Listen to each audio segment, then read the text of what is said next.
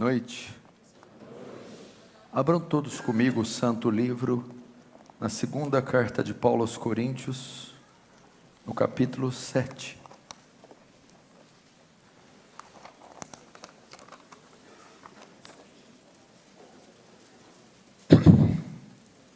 Segundo aos Coríntios 7.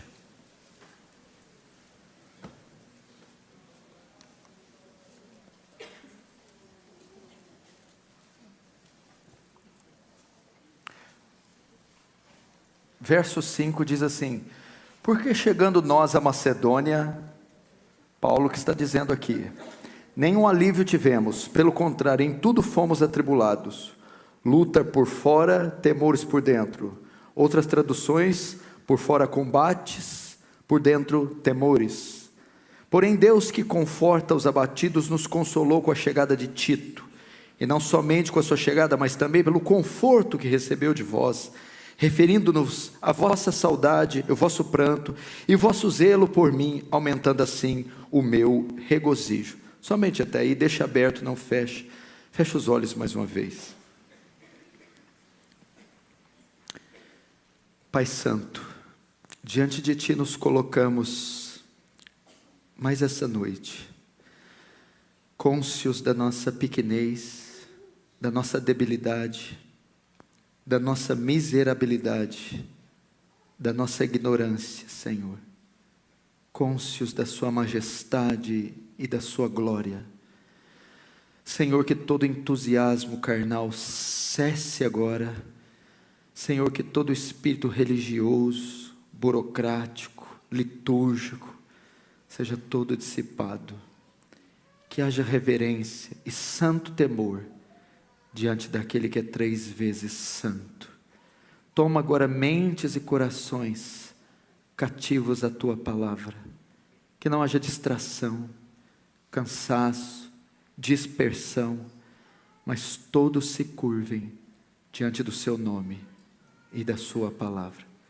Despeja da Sua graça, ó soberano, abundante, gloriosa, sobre esse lugar.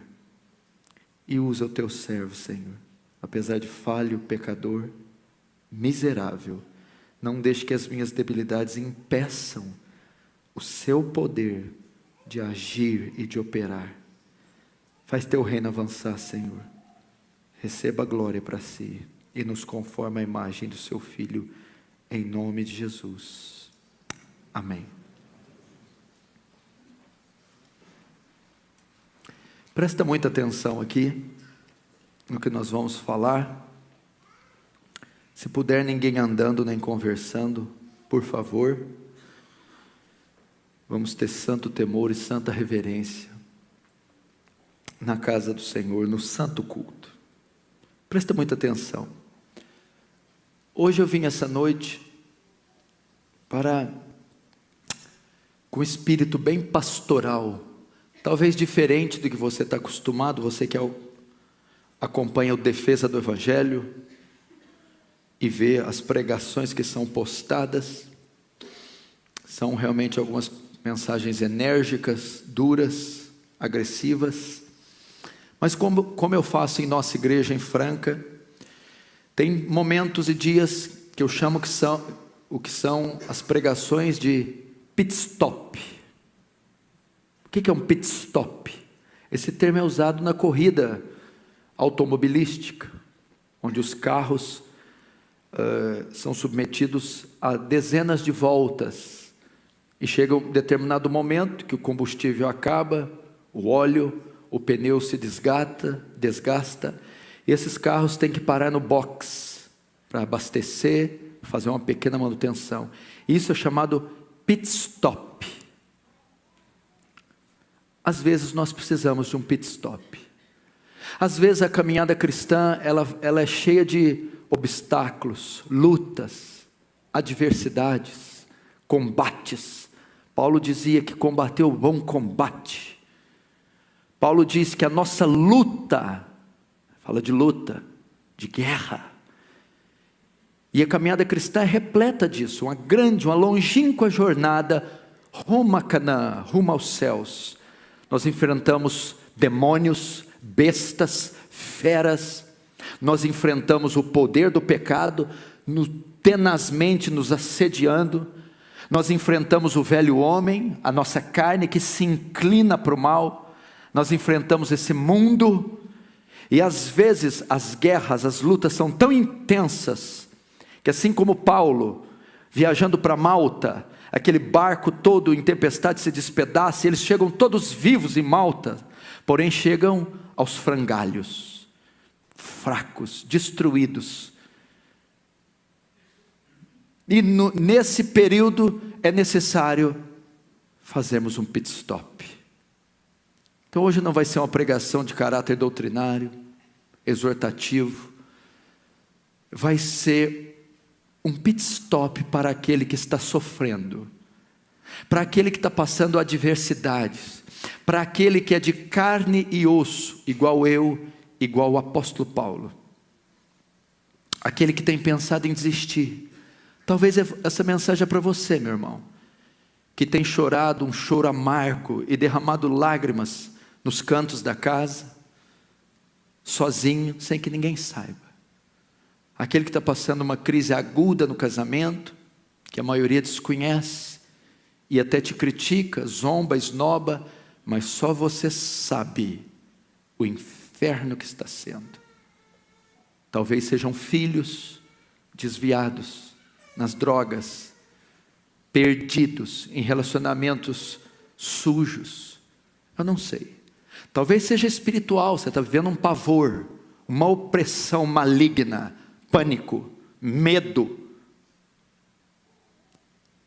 temor, não sei, crises, talvez das mais severas, financeiras, conjugais, familiares.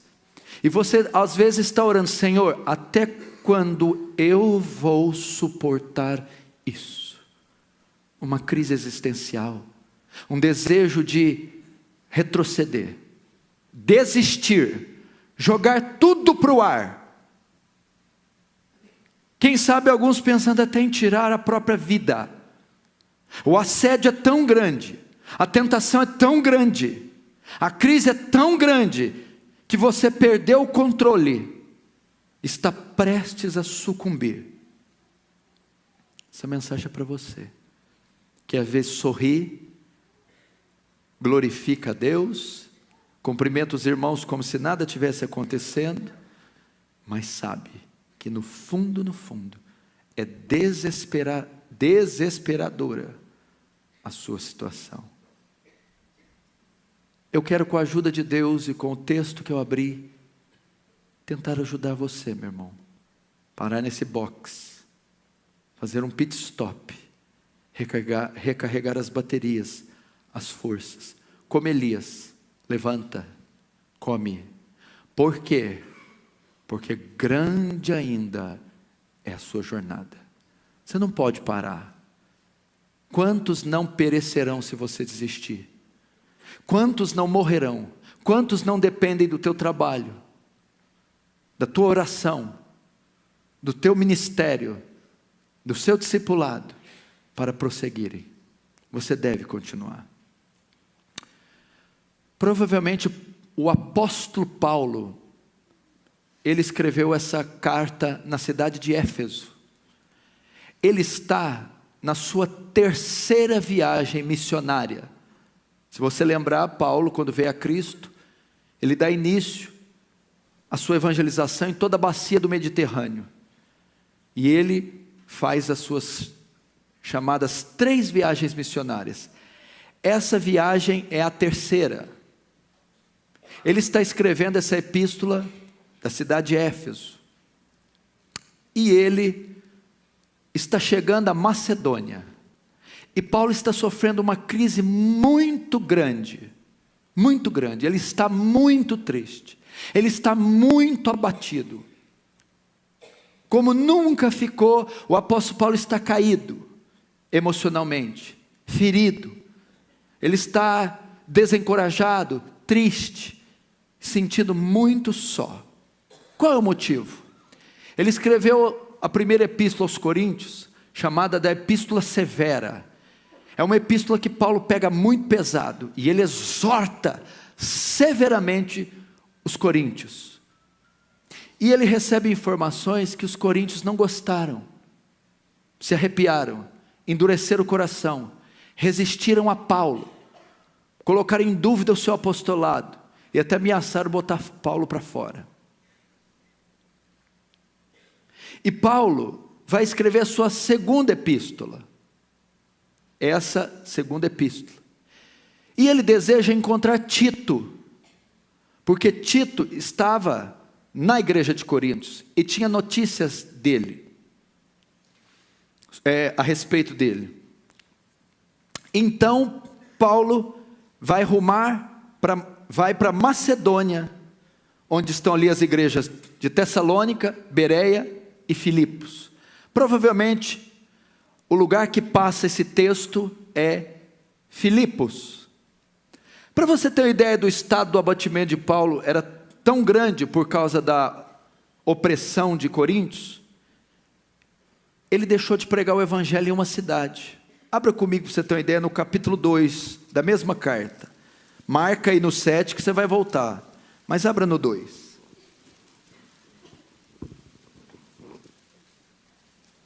Segundo aos Coríntios 2, verso 12 e 13. Olha só. Ora, quando cheguei a Troade para pregar o evangelho de Cristo, uma porta se me abriu no Senhor. Não tive, contudo, tranquilidade no meu espírito, porque não encontrei o meu irmão Tito. Por isto, despedindo-me deles, parti para a Macedônia.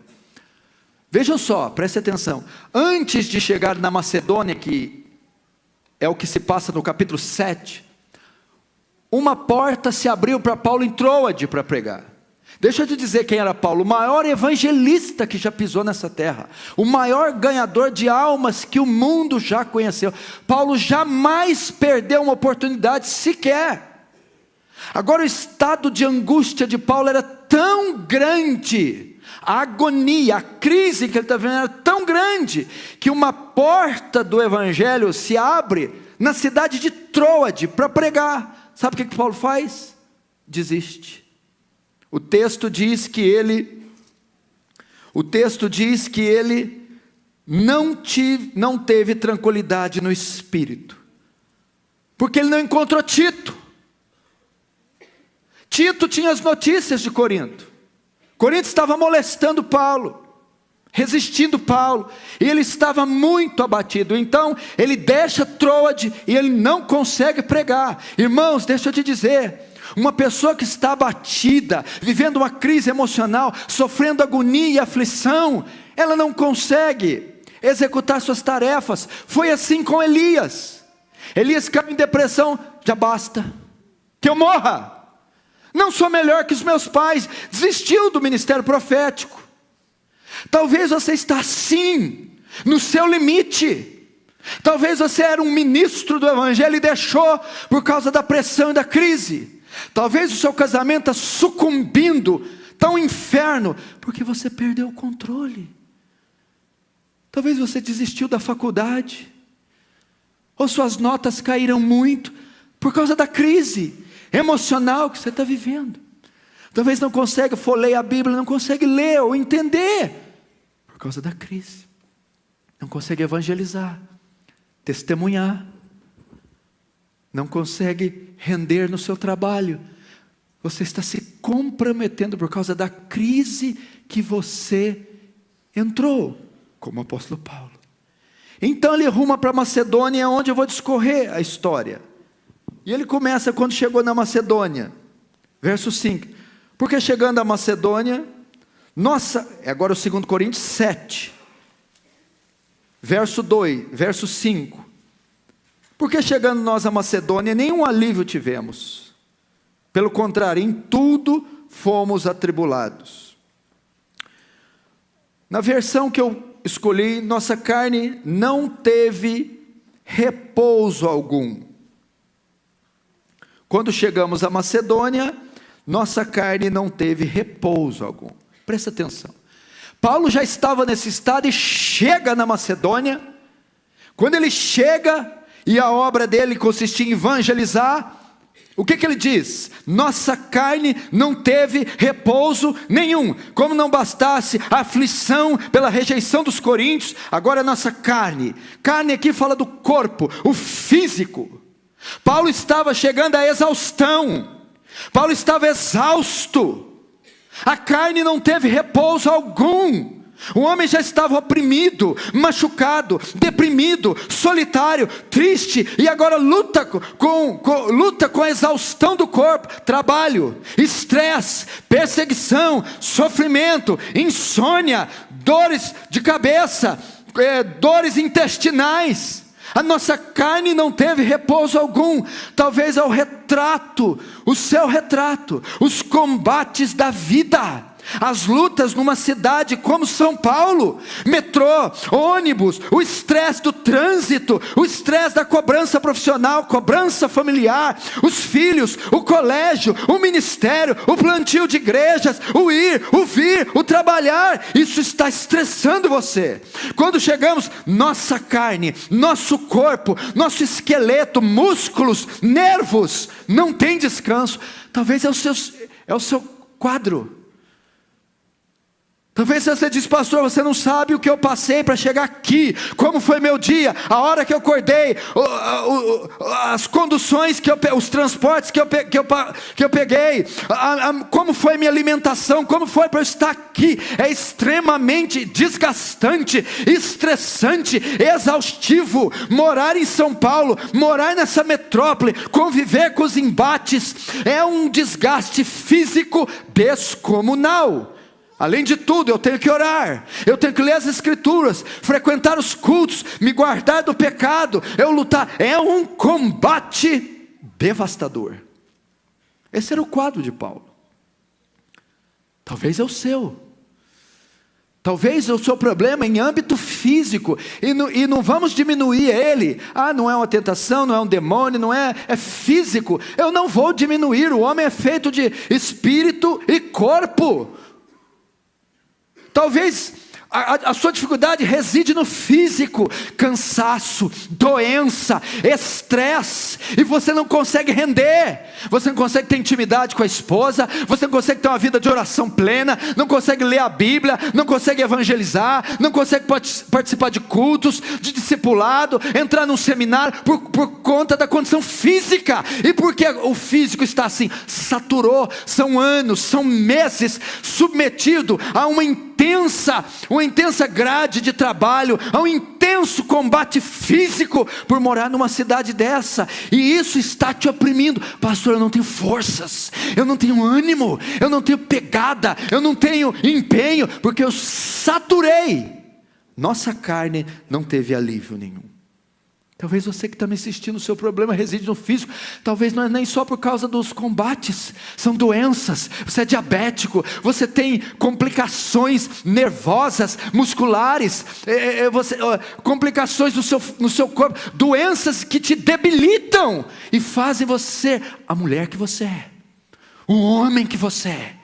Ou talvez a idade já chegou e você teve um histórico tão intenso que deixou seu físico esgotado. Nossa carne não teve repouso algum físico. Antes, ele continua, em tudo fomos atribulados. Ele diz assim, como se não bastasse, eu desisti de Troade, porque eu estou extremamente molestado pelos coríntios. Ao chegar na Macedônia, eu não tive descanso nenhum, pelo contrário, em tudo fui atribulado, sofri lá tremendas adversidades, conflitos, problemas. Paulo estava vindo de um histórico de cansaço e perseguição, e quando chega, ele não teve moleza, pelo contrário, em tudo foi atribulado. Irmãos, talvez é isso. Para onde você corre problemas, Talvez você não está tendo aqui um lugar de repouso. A ideia é que Paulo procurou um refúgio, um tempo para descansar, para se guardar, e o que ele encontrou foi a adversidade. Talvez você passe um duro danado no trabalho, no ministério, e quando chega em casa, pensando que vai encontrar repouso, alívio, segurança, pelo contrário, o inferno está instalado lá. Você chega uma esposa rixosa, chega filhos ausentes, você descobre dívidas feitas em seu nome, você chega lá, tem algo feito, a parte elétrica, a parte hidráulica, eu não sei, está um caos, e você diz: meu Deus, como eu vou descansar? Eu não tenho uma esposa sensível, eu não tenho uma esposa sincera, eu dei um duro danado, eu guardei meus olhos do pecado, eu aguentei o meu patrão, eu tentei evangelizar no metrô, eu tentei dar bom testemunho, eu ralei, eu estou sendo ameaçado de perder o meu emprego, eu cheguei todo atribulado, estou com depressão, estou com o meu cortisol desregulado, e eu chego pensando que eu vou ser recebido com um sorriso, a casa limpinha, o jantar pronto, chega lá um inferno. Más notícias: filhos nas drogas, o outro foi preso em flagrante, a outra saiu e está grávida com 15 anos, o aluguel venceu, a energia elétrica está cortada. Eu sei que alguns fazem gato, mas isso é pecado, arrependa-se. Aleluia, aleluia. Lá na Aliança do Calvário, 3 meses sem ceia, meu filho. Gato na internet, vai gato em tudo, né? Uma gataiada que eu... E eu sei porque você está rindo, porque eu estou falando de você, porque na tua casa você chora, não é isso? Você espera encontrar uma mulher doce, um marido doce, chega lá aquele cara fedendo CC, com aquela unha encravada amarela, assistindo Palmeiras e Corinthians, comendo torresmo com cerveja. Quem que merece um cão desse?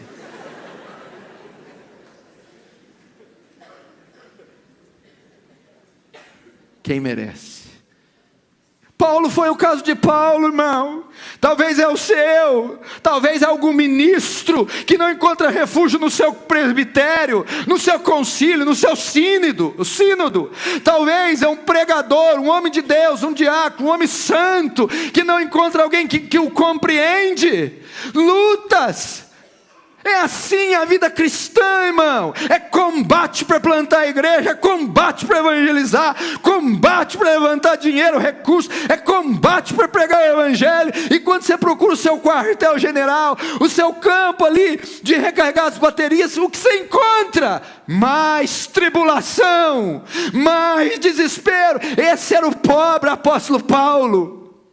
Antes, em tudo fomos atribulados. Como? Ele vai descrever como eram essas tribulações. Ele vai dizer: por fora combates, ou lutas por fora, por dentro temores. Por fora combates. A ideia de por fora é o quê? Externamente, fisicamente, burocraticamente. Como era? Situação civil, política, social, religiosa, física, a saúde. Por fora, em tudo fomos atribulados. Como? Por fora combates, perseguições. Eu mal cheguei, estão me perseguindo. Olha, esse paroleiro chegou aí, veta ele, impede ele de pregar. Perseguições dos judeus, chamavam de traidor. O traidor chegou, aquele que prega contra a Torá, contra Moisés. Então ele recebeu a forte perseguição dos judeus. Os judaizantes da circuncisão, esses não eram os judeus, eram os que se diziam convertidos, mas obrigavam os cristãos a guardar a lei, a circuncidar. Perseguiram Paulo. Os pagãos também. Por quê? Porque Paulo, onde ele chegava e pregava o evangelho, as pessoas se convertiam, como no caso de Demétrio, o artífice que ganhava lucros fazendo nichos da deusa Diana, estátuas.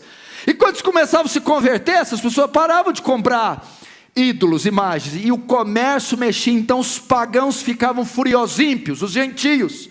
Então toda essa turma começou a perseguir a Paulo, por fora combates. Talvez você não é assim. Lutas para pagar as contas, combates financeiros, combates familiares, combates com a saúde, lutas externas, lutas com o inimigo, com o patrão truculento, lutas com funcionários desonestos, lutas com dívidas, nome protestado, lutas, por fora combates, gente puxando o seu tapete, gente caluniando você, fofocas, querendo trair você, combates por todos os lados, e você não sabe o que acode.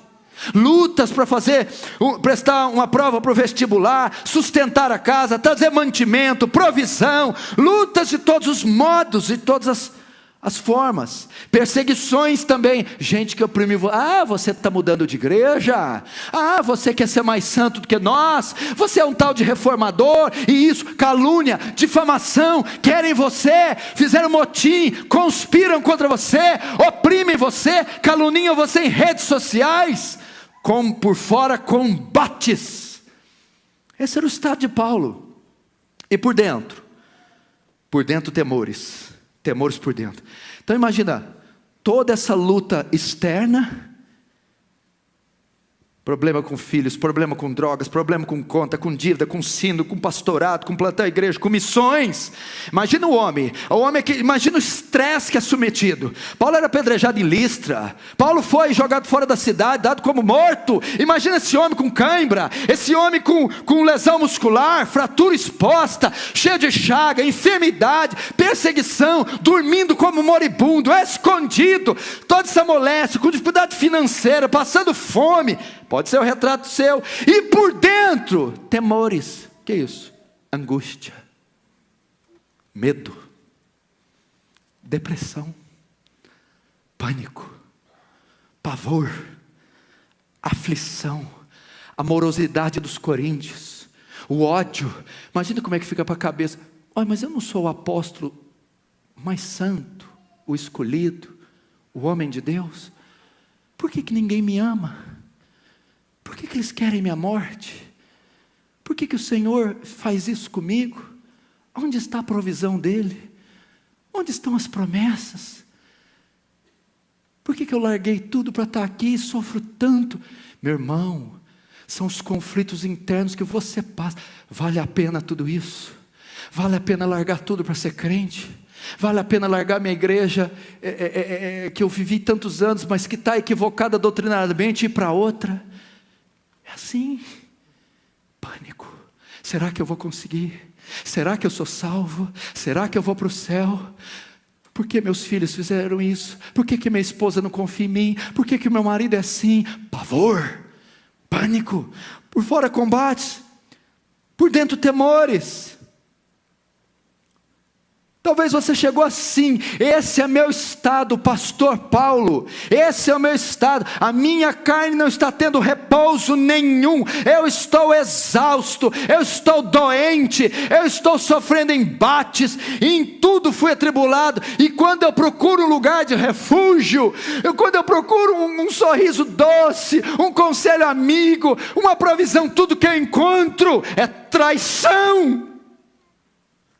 E como ela se desenha, lutas externas, físicas, de todos os lados, e lutas internas.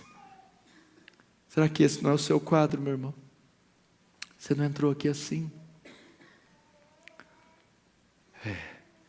Eu estou assim. Por fora estou combatendo, por dentro com temores, prestes a sucumbir, triste, desamparado, sozinho. O que fazer? Note que a maioria das vezes o apóstolo Paulo estava só.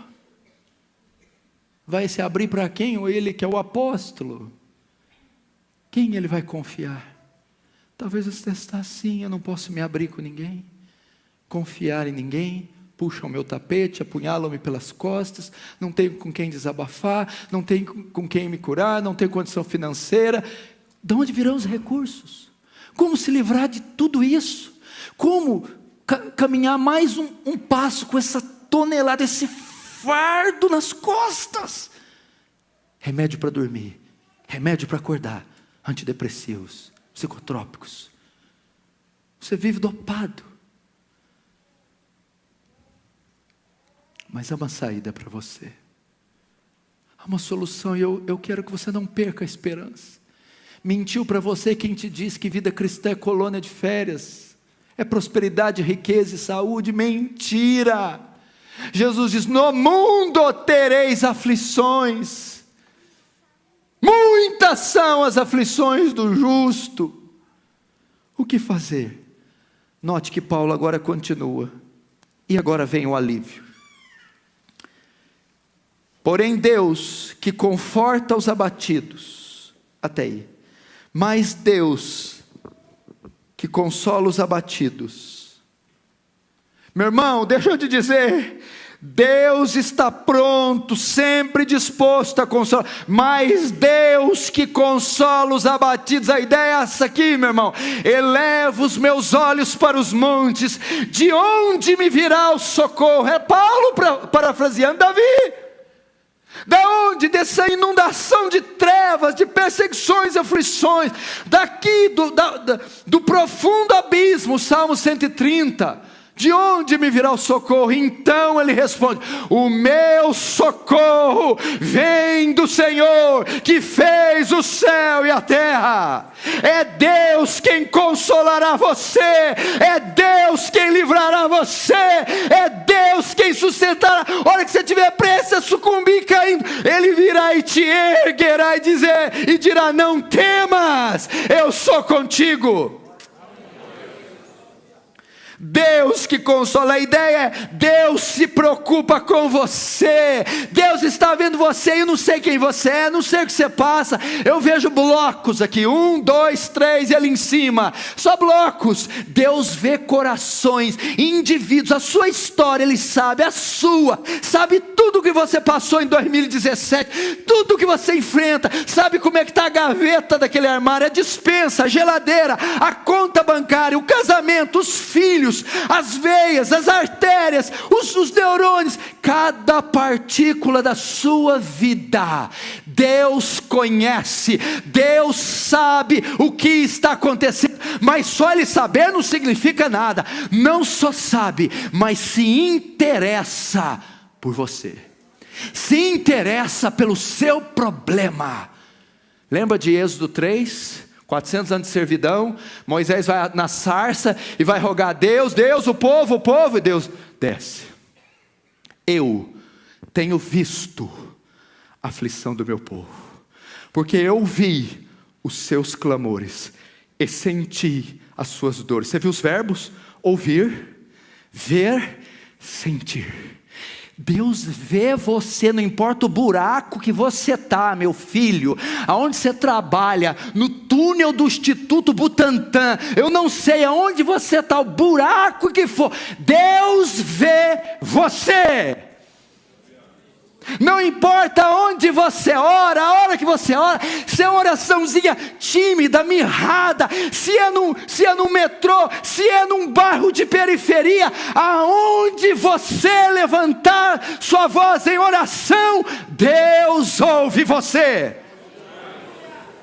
E agora, nas gavetas mais íntimas do seu ser, as dores mais íntimas, mais agudas, as feridas mais íntimas, de traição, de derrota, de frustração, Deus sente suas dores. Ele sente você. Você quer ver a prova disso? Hebreus 4. Nós não temos um sumo sacerdote que não possa se compadecer das nossas debilidades, mais um que em tudo foi tentado à nossa semelhança, porém sem pecado. Deus está sentindo. Como é que está seu coração agora? O Senhor está aí, cada batida controlada, vista por Deus. Quem é você para mim? Para mim você não é nada, eu não conheço. Para Deus, Ele conhece toda a sua história, sua gestação, sua gravidez, o seu parto, seus primeiros anos, os livramentos, as coisas que você passou. Só Deus sabe o que você passou para estar aqui sentado hoje. E eu vou te dizer, Salmo 139, o Senhor conhecia todos os meus dias, sem que nenhum deles houvesse sido escrito. O Senhor está com você. Você não está aqui diante de uma entidade vingativa, iracunda, bufando pelas narizes, que ia mandar todo mundo para o inferno. Quem está aqui é um pai amoroso, que ama os seus filhos. Só quem é filho, diga amém. Amém. Mas Deus, que consola os abatidos, o que Ele fez? Nos consolou com a vinda de Tito. Escute que coisa tremenda. Vamos lá. Paulo precisava ser consolado, e Deus o consolou. Mas vamos ver o meio que Deus usou. Às vezes você espera, principalmente a maioria aqui, com toda sinceridade, quem veio do movimento carismático ou pentecostal, neopentecostal, levanta a mão. Todo mundo. Às vezes nós queremos que a provisão vem de Deus. Se não for um anjo alado, com a asa cintilante, não quero. Se a provisão não vir no X que eu colocar, tem que eu colocar o X e tem que cair lá, não quero. Eles gostam disso, irmão. Nasceu sem um rim, tem que brotar. Eu quero ver perna crescer, eu quero ver. Escute, como foi que Deus consolou Paulo? Através de Tito. Muitas vezes a providência, o livramento, o milagre e o consolo não virá diretamente de Deus, mas Deus usará a vida de irmãos em Cristo, pastores, presbíteros, a esposa, o marido, os filhos, e eles trarão o consolo, o recurso, a providência.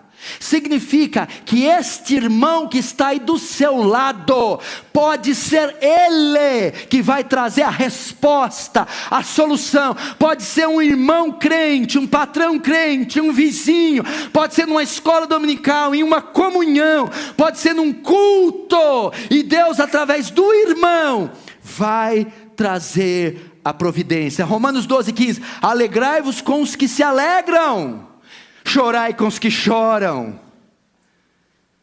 Olha só o texto que o pastor leu, 2 Coríntios 1:3, bendito seja o Deus e Pai do nosso Senhor Jesus Cristo, o Pai das misericórdias e o Deus de toda consolação, que nos consola em toda a nossa tribulação, para que também possamos consolar os que estiverem em alguma tribulação, com a consolação com que nós mesmos somos consolados.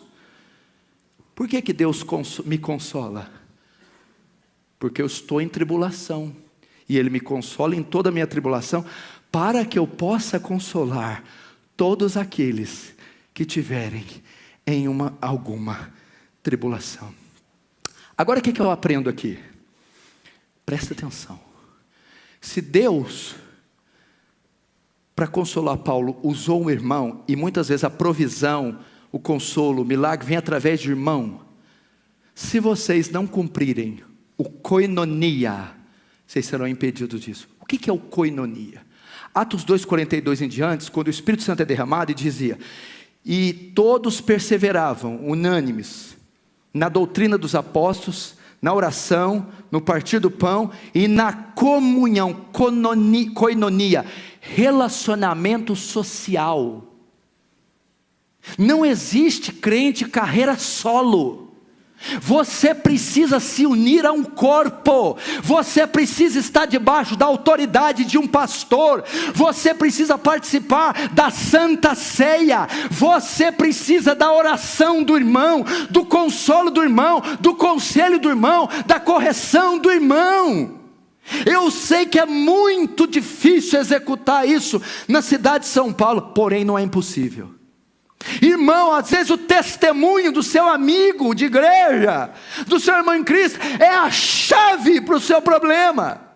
Talvez a intercessão do seu irmão, o qual você compartilhou a sua dor, Deus vai livrar você em resposta à oração do irmão. Talvez é no dia de Santa Ceia, você se ligou a uma igreja bíblica, você está sob a autoridade do pastor, e naquele dia você se conserta com Deus, se arrepende, e volta à comunhão, e volta a celebrar a ceia, e ali a cura brota. E você não está vendo, está aí na carreira solo se achando. Deus usou Tito. O consolo vem de Deus através de pessoas. Notícias de Tito a respeito de Corinto. Agora vamos ver como ele consolou. Veja 7, verso 7. 2 Coríntios 7, 7. E não somente com a sua chegada, mas também pelo conforto que recebeu de vós, referindo-nos a vossa saudade, vosso pranto e vosso zelo por mim, aumentando assim o meu regozijo. Aí o que aconteceu? Ele encontrou Tito. Paulo estava todo estressado, moído, um caco abatido. Tito vinha de Corinto, da igreja dos coríntios, vinha trazer notícias, porque primeiro Paulo soube que eles estavam molestando Paulo, rejeitando Paulo, endurecendo por causa da primeira epístola. Paulo então vai escrever a segunda, e Tito vem trazer informação. Paulo está ávido para ver Tito, e Tito vem o quê? Dizer o quê? Veja só, a provisão não é só mandar o irmão, ok? É igual o pastor Rival, a provisão não é só mandar os patrocinadores, tem que mandar o dinheiro também. Não adianta nada. Pastor, estou aqui, quanto você tem? Não tem nada. Ué, meu filho, eu digo no caso da obra.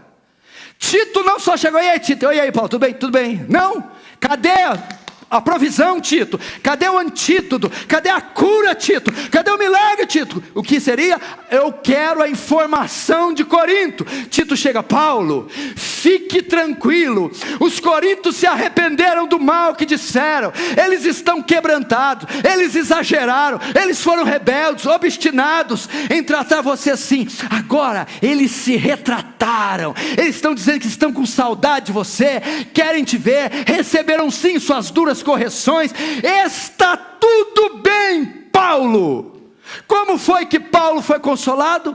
Através de Tito. E de que forma? Pelas notícias de Tito. Irmãos, essa noite eu vim como um Tito aqui para você, meu irmão. Eu vim dizer para você, não temas. Eu vim dizer, não está tudo perdido. Eu vim dizer, não desista. Eu vim dizer, se entregue ao corpo. Eu vim dizer, se associe a uma igreja bíblica, participe da comunhão, saia com os irmãos, divida os fardos com os irmãos. Assim você terá o consolo. Você terá o consolo. Deus está dizendo isso a nós através da sua palavra. Eu vim aqui te dizer boas notícias. Você está sofrendo? Esta não é a última palavra. Você está com uma crise? Pois você está diante do Deus das crises, o Deus que é mais poderoso que qualquer crise. Olha essa frase do próprio Paulo, escute, 2 Timóteo capítulo 4, aflições e perseguições tais quais eu sofri em Icônio, Listra e Antioquia, quantas tribulações sofri, mas o Senhor me livrou de todas elas. Muitas são as aflições do justo, mas o Senhor de todas nos livra. Não é assim? No mundo tereis aflições, mas tem de bom ânimo, tem de bom ânimo, tem de bom ânimo. O que Jesus está dizendo? Erga-se, levante-se, não recue, não volte, porque eu venci o mundo. Mas e daí que o Senhor venceu o mundo? Vós vencereis. Como Paulo, em todas essas coisas somos mais que vencedores. Oh, meu irmão, posso todas as coisas naquele que me fortalece. Sei ter em abundância, sei estar abatido, em tudo tenho sido instruído, tanto a ter fome quanto a ter abundância, tanto a ter fartura como a padecer necessidade. Então posso todas as coisas naquele que me fortalece. Esse versículo quer dizer que você pode ter uma Ferrari, pode ter uma BMW, você pode casar com a gaúcha de olho azul, não é isso não. Está querendo dizer assim, eu posso suportar a provação, eu posso suportar os combates, eu posso suportar os temores, porque Cristo é quem me fortalece. Meu irmão, você entrou aqui abatido, desencorajado, triste, eu vou dizer, Cristo te fortalece, o Senhor está aqui para te fortalecer, te erguer, te estender a mão. I have good news for you. Tenho boas notícias para você. Eu como um Tito, irmão, talvez seja esse irmão, dá uma olhada, vê se você tem cara de Tito, ô Tita.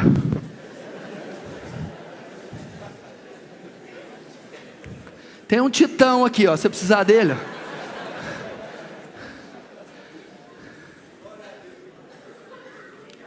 É assim que Deus consola os irmãos.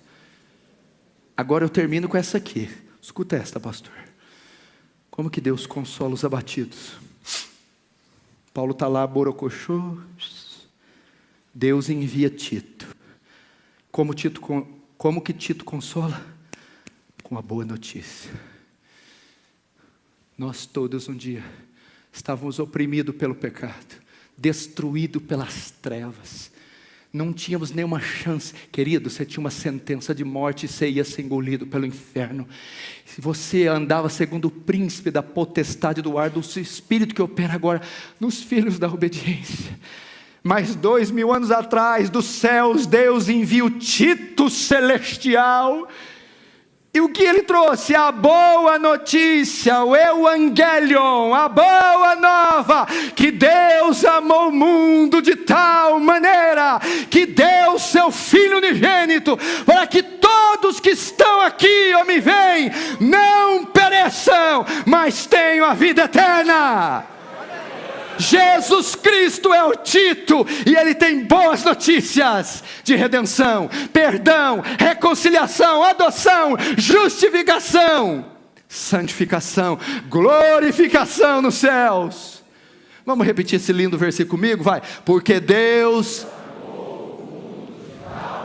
Mais forte.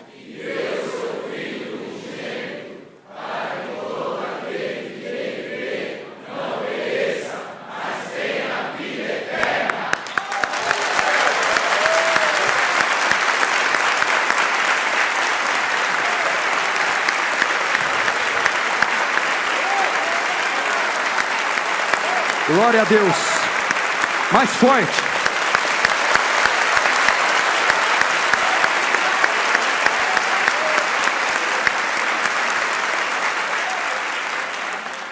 Se essa boa notícia não servir para curar você, filho, só Bezetacil.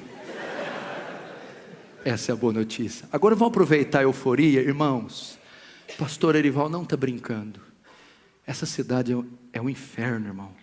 Ela precisa de uma igreja bíblica. Olha isso aqui, tem uma meia dúzia de gente, tem 13 milhões de almas, e impérios dos mais hereges aqui, irmão, aqui nessa cidade, estão os maiores falsos profetas, não é do Brasil, não, é do mundo, não é do mundo, é da história, da humanidade. Você não pode ficar assistindo esses homens tragarem esses rebanhos inteiros, enviá-los para o inferno e não fazer nada. Se você tem condição financeira de ajudar, ajude. Se você não tem, ore para Deus enviar quem ajude. Montar um templo aqui de 4.000 pessoas sentadas para pregar o evangelho bíblico vai ser um marco no estado de São Paulo. Nós não temos uma igreja bíblica histórica reformada desse porte quase que em lugar nenhum do país, quanto mais aqui. Quem sabe através desse projeto que Deus pôs no coração do pastor Ival, um avivamento não veio sobre São Paulo, e todas as camadas dessa sociedade sejam afetadas, e você não seja o obreiro, o evangelista, o pregador, que vai participar desta obra. Compre essa batalha, compre esse projeto, nem que for de joelhos. Amém? Feche os seus olhos, vamos orar. Se você está em família, dê as mãos, abrace esposa, filhos, marido. Senhor Jesus, Muito obrigado pelo consolo que trouxe aos irmãos. O Tito celestial desceu dos céus para trazer a boa nova de salvação. Não temas, eu sou contigo. Todo aquele que está sofrendo, desamparado, angustiado, passando coisas que a maioria desconhece, estende a tua mão e toca no ponto nevrálgico do problema. Mostra para esse homem, essa mulher, esse jovem, a tua fidelidade, e que aqueles que depositam em ti a fé e a esperança não serão confundidos. Em nome de Jesus. Amém.